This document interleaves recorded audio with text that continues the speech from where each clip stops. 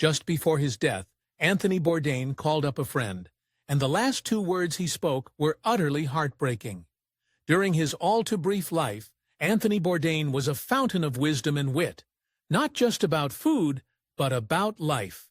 However, as much as he shared with the world, he also kept a lot hidden. When he was born in New York City in 1956, his father was working two jobs to make ends meet.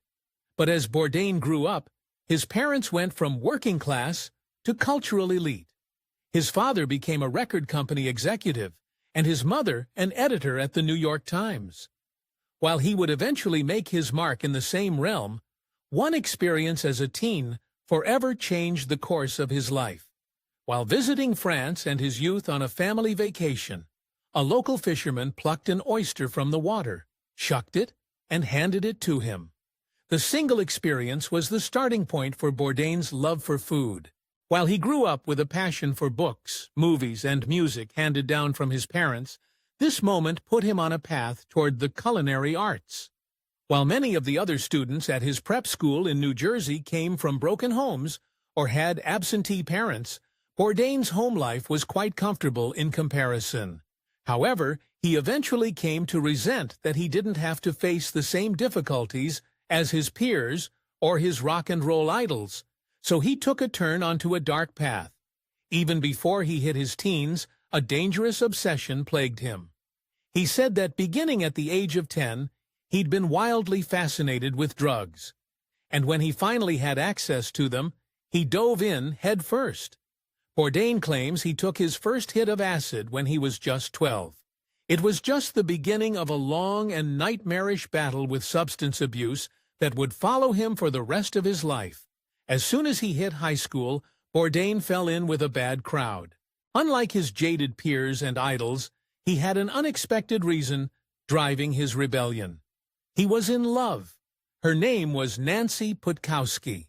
She was older than him, and she and her friends partied very hard.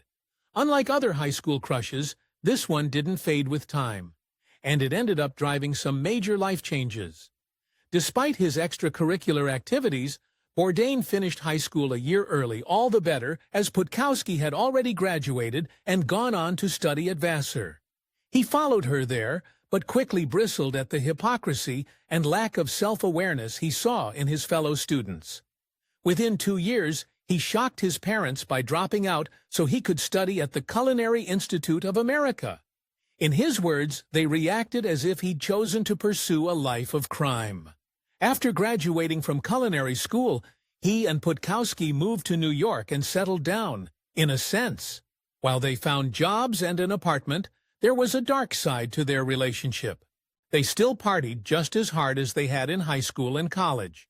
More than that, Bourdain tried to get involved in the occasional deal himself.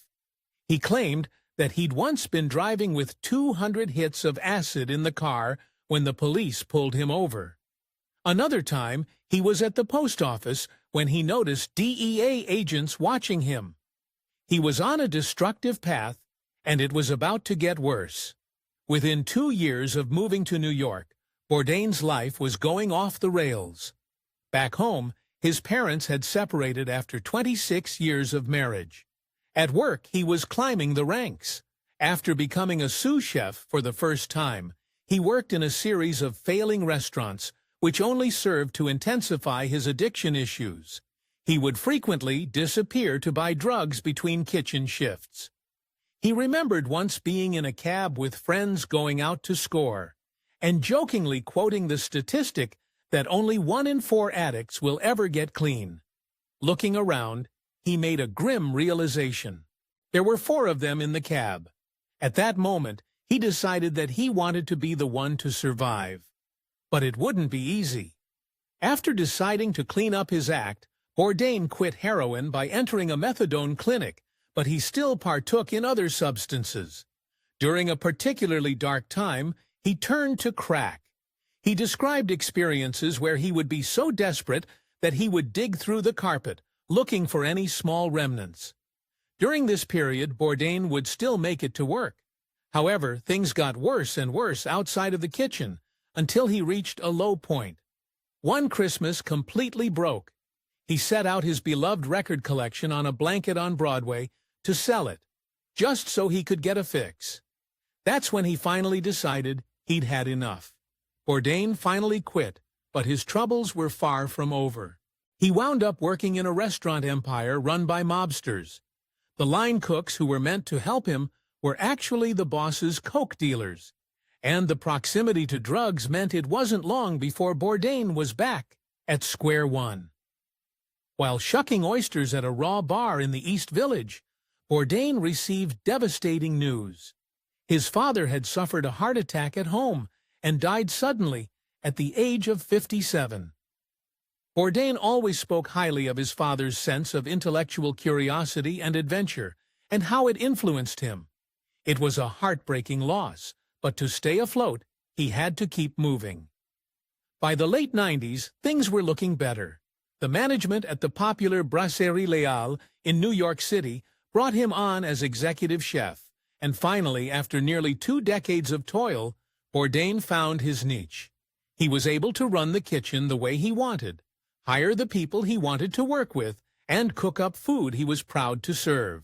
But he'd also found time for a little side hobby, which would soon take over his life. Bourdain had spent the better part of the last decade putting pen to paper in his off time.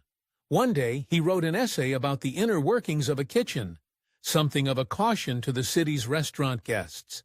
He tried to get it published, but didn't have any luck at first. Without the persistence of Anthony Bourdain's mother, he may never have become the cult figure we know today. She was still working as an editor for the Times when she read his essay. And it was those instincts that told her it was special. She knew someone who was friends with an up-and-coming editor at The New Yorker. So she passed it on and urged him to run it. The editor immediately knew he had to publish it, but he had no idea just what kind of phenomenon he was starting. Within a week after The New Yorker had run the essay, a publisher had already signed Anthony Bourdain to write the book that would become Kitchen Confidential, and it couldn't have come at a better time. Despite his cushy position at Leal, he was still struggling after years of spotty employment. He was in terrible debt, had no insurance, and was behind on both taxes and rent. Kitchen Confidential changed all that, but it also came with troubles. Before Kitchen Confidential, one constant had defined Bourdain's home life. Through the years, the addictions and the bad jobs, Nancy Putkowski had stuck by his side. Their hard partying in the 80s had turned into a life of takeout and reruns of The Simpsons in the 90s. Every year they took a trip to the Caribbean and spent blissfully happy nights sipping cold beer and eating fresh seafood. But now, Bourdain's success upturned their long-time stability. With the publication of Kitchen Confidential, Bourdain's life changed. Putkowski had stood by his side through failures and success in both the restaurant and literary worlds. But when TV producers began approaching Bourdain to host a show, she had a bad feeling. The fame that followed tore apart his 20-year marriage to Nancy Putkowski. Their lives were suddenly on different paths, and so they separated before eventually divorcing in 2005 after 20 years of marriage. Bourdain was bereft.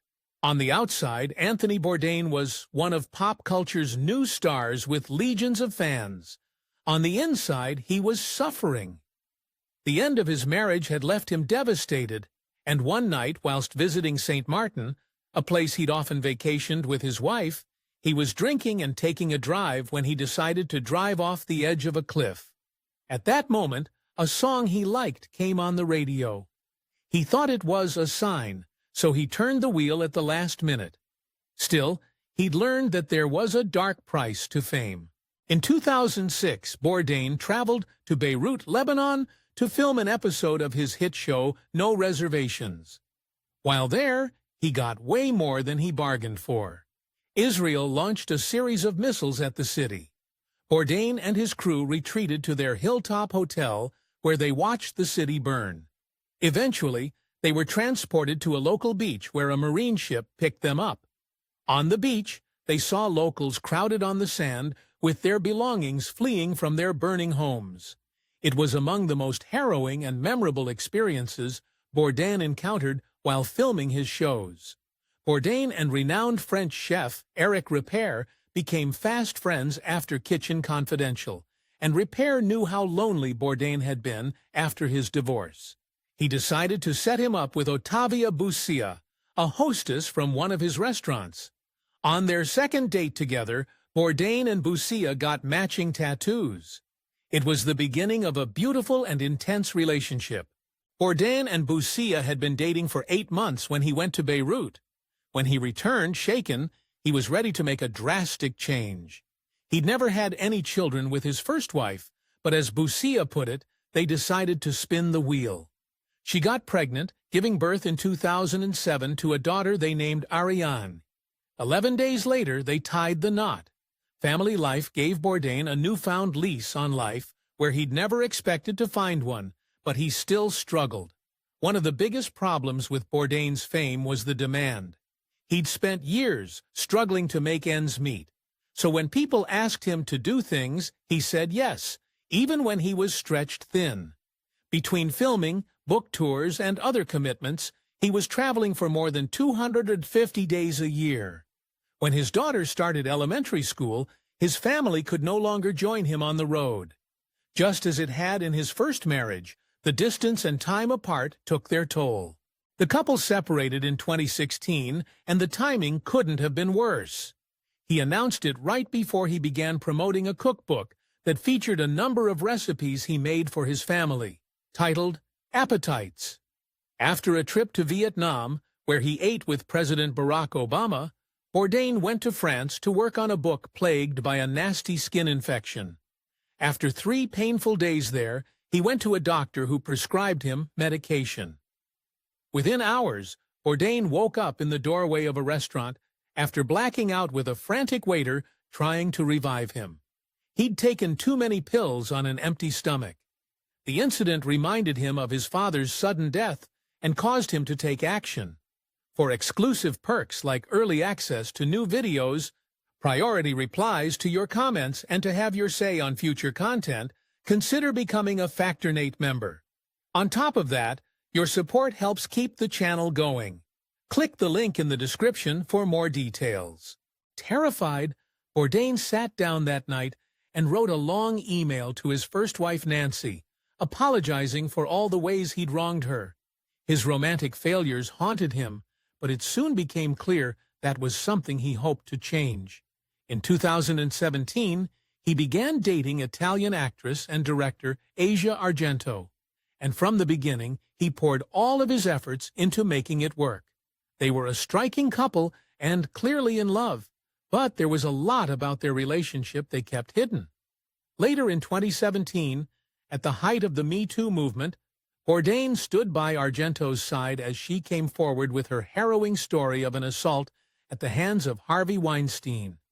He became a fierce supporter of the movement and was one of the first people to name and shame Mario Batali for his alleged sexual misconduct.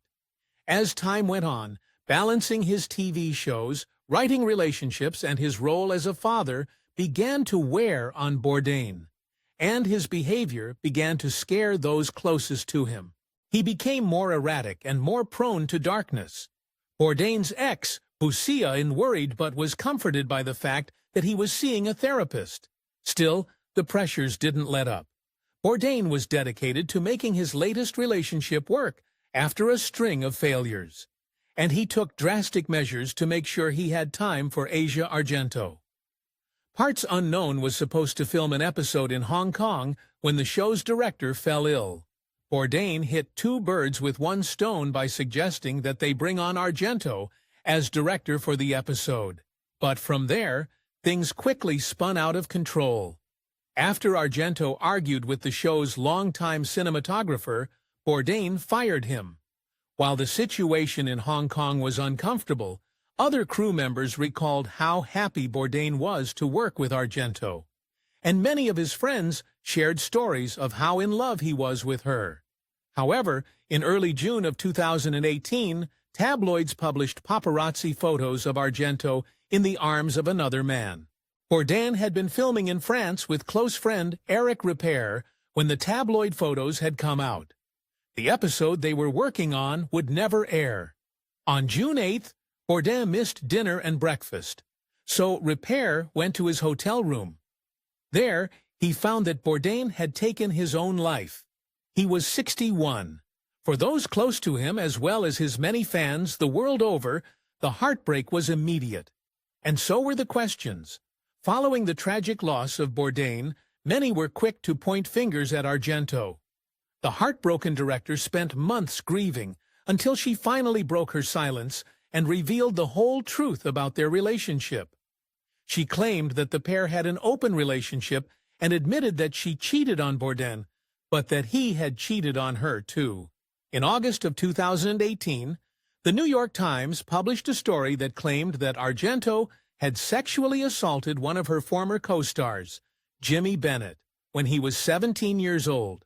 Bennett claimed that after Argento spoke out about Weinstein, she offered him a $380,000 settlement. She denied any inappropriate contact with Bennett, but did admit that Bourdain had paid Bennett off in order to avoid any negative publicity. People speculated on how this had affected Bourdain. And as the months wore on, more of those close to him began to speak out about his final days. You know, my 15 minutes of quote-unquote fame, when that's over, I will be perfectly comfortable with that. If not relieved, I think even relieved at this point. There was much speculation about Bourdain's state of mind and the condition of his relationship in his final days, but very few answers. However, one of Bourdain's close friends spoke about their final phone conversation, and what he said was simultaneously devastating and heartwarming. When author Michael Ruhlman spoke to his friend on the phone for the last time, he said that Bourdain seemed to be happy and in love. One of the last things that Bourdain told him was both simple and poignant. Love abounds. If you enjoyed this Factinate video, give it a thumbs up and subscribe for more incredible stories. If you want to see and who we cover next, join our membership program through the link in the description for exclusive perks. Your support means everything to us. Thanks for watching, and we'll see you in the next one.